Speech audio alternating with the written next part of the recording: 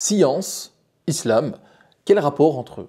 Est-ce que c'est une contradiction? Est-ce que c'est une alliance? Est-ce que c'est une illusion? Dans le monde musulman, on glorifie souvent le savoir, on aime rappeler l'âge d'or des sciences islamiques, mais peut-on se contenter de cela? La vraie question, en fait, elle est ailleurs. Comment penser, comment produire un savoir utile pour aujourd'hui, dans le monde d'aujourd'hui?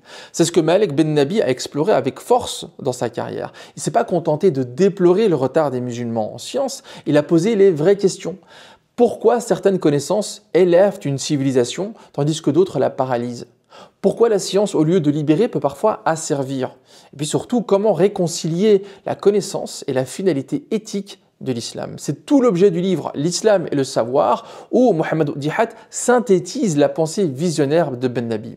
En fait, pour Ben Nabi, la science n'est jamais neutre. Elle est toujours influencée par la vision du monde qui l'anime.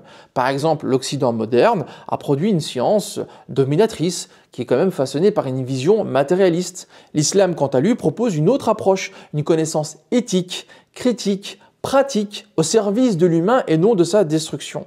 Malek Ben Nabi écrit, je cite, « Le Coran n'a apporté dans ses versets ni le système numérique décimal, ni l'idée du calcul algébrique. Il a apporté quelque chose de plus important, le climat moral et intellectuel dans lequel a pris naissance une attitude nouvelle à l'égard de la science. » En effet, Mohammed Dihat montre dans cet ouvrage que Ben Nabi ne se contente pas de critiquer le savoir occidental ou de dénoncer le retard musulman.